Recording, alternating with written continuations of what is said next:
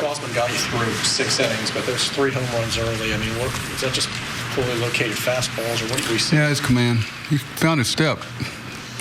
Impressed that he came out and gave us 6 there. You know, a little over, trying to stay away from a lot of guys you'd like to, but that was a good part. You know, the first couple of innings had trouble finding his way. They hit the mistakes he made, obviously, but it's good to see him come back and compete and get through those 6 innings. Can you talk about never being as good as you think you are when you're going well and never being as bad during those stretches? I mean, you guys have lost 7 of 9 games now. Is this kind of one of those stretches for you guys as a team, do you think? Oh, I'm sure it is.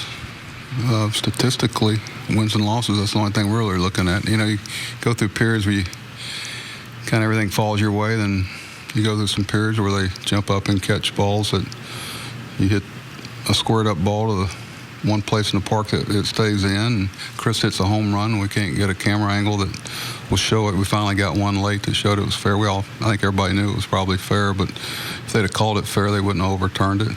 So those are some of those things that you present for yourself, that those matter a lot when, you know, you're getting some deficits early. You got to stay away from that kind of, I don't want to say here we go again mentality, but certainly that's something when you follow a pattern for a few games early in the game, it challenges you.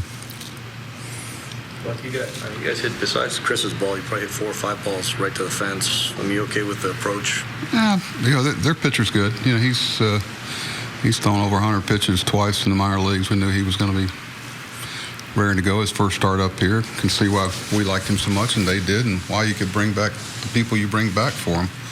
But it's like I was saying, you got some things that just aren't quite falling for it. Right fielder had probably as good a game on the defensive side as he did the other side. Seemed like he can play about any depth he wants.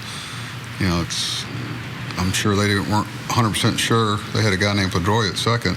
When I saw him in the fall league, I called a friend of mine of the Red Sox, said, you got a pretty special looking kid down here in Betts. And I'm sorry I was right once that year, but he had a big game out there. But we can, you know, they hit balls and nicks a foul pole, and, you know, we can do that too. We've had some of those things go our way early too. They're producing their breaks.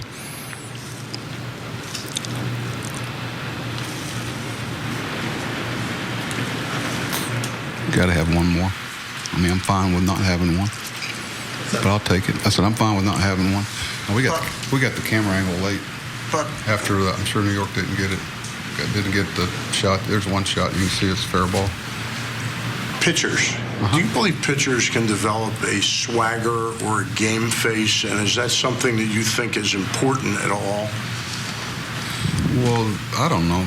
I've seen some guys that were deadpan but had a swag, if you want to call it, had a certain presentation about them. I'm not much into the swagger thing, but because it gives a connotation of false bravado. But it develops a lot of time over time. It's not about the presentation. I've seen some guys that you think they're half asleep had great presentation, and some guys that had to react to everything that happened on the field.